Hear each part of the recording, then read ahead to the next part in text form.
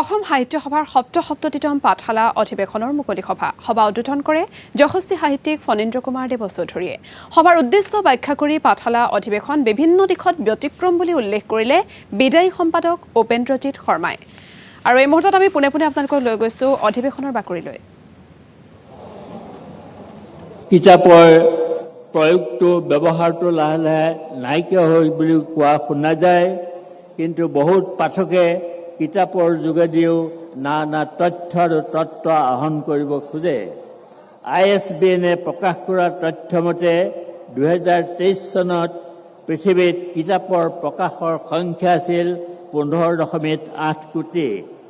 ভাৰতত প্ৰতি বছৰে 20 লাখ কিতাপ প্ৰকাশ হয়। WPR ৱৰ্ল্ড পপুলেশ্যন ৰিভিউৰ মতে এগৰাকী ভাৰতীয়ই 16খন কিতাপ বছৰত পঢ়ে।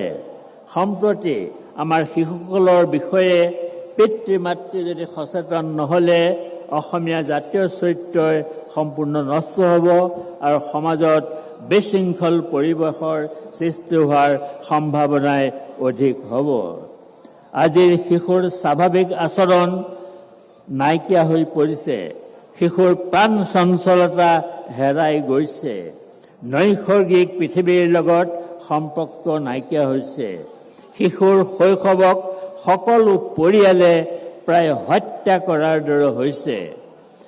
গতিকে শিশুৰ ইংৰাজী ৰাইম এটা গাই দিব নোৱাৰা শিশুৰ পিতৃ মাতৃ হীনমন্যতাত ভোগে। শিশুৰো মানসিক চাপ বৃদ্ধি হয়।